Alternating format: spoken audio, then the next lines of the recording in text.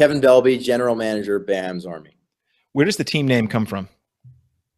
The short version is actually that my girlfriend Carly came up with the name. And I should probably stop right there and give her all the credit and get some brownie points. But, the longer version, I think, is that, as a lot of people know, Syracuse went through a couple of NCAA sanctions last year. And, when we were forming the team, all that was happening. We're a team of former Syracuse players.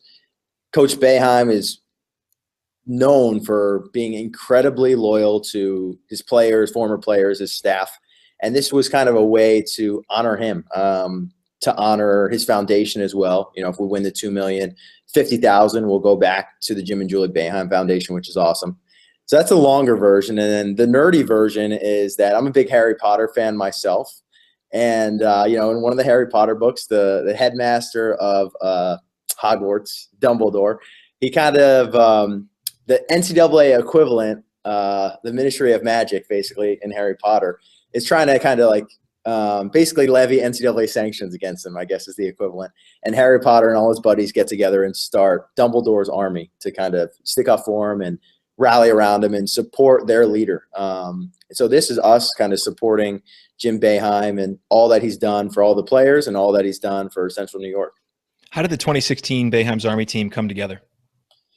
We came together last year in 2015 after watching the 2014 inaugural year. We all watched the championship game on ESPNU and just figured we had to get a Syracuse team together. So we got a whole bunch of Cuse guys together last year. This year, some of those guys return, and we have some new faces as well.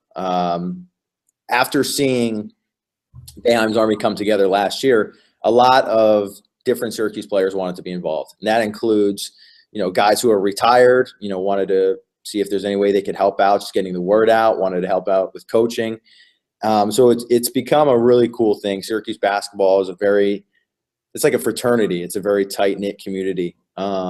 So, once we were successful last year, this year was a little easier putting it together. And, we've put together an even more talented team this year. Why are you playing in TBT in 2016? I think we're playing in TBT 2016 just because this is a lot of fun. I think even though you're playing for $2 million, it really doesn't seem like that. It seems like just the highest, you're just playing again in the highest level of basketball, in front of friends and family. It was really great, I think, for our former players to kind of have the support of Syracuse again. So, we went to Philly and the entire Syracuse Philly alumni club came out. We went all the way out to Chicago in the Midwest, and there were a ton of Syracuse fans in the stands there. We're playing because all of our players love to compete, really, and love to support the university and love to wear orange.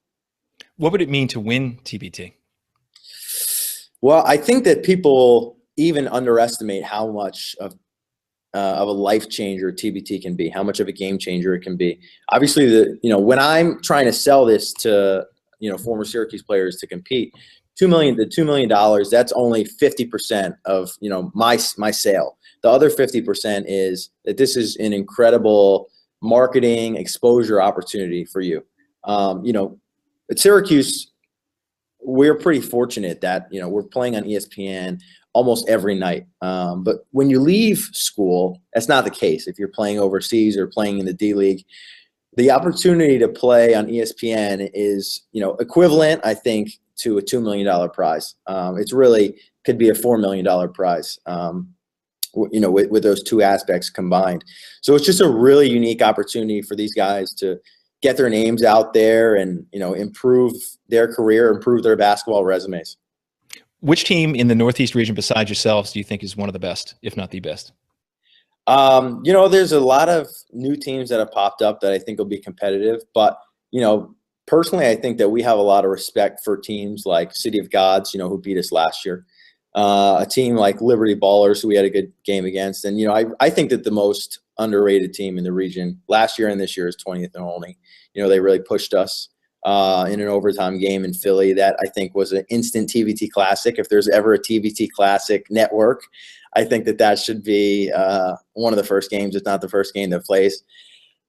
So, the three teams that we played against last year from our region, I think that, they're going to come back stronger, and we have a ton of respect for them, and I'm excited to see how they do as well.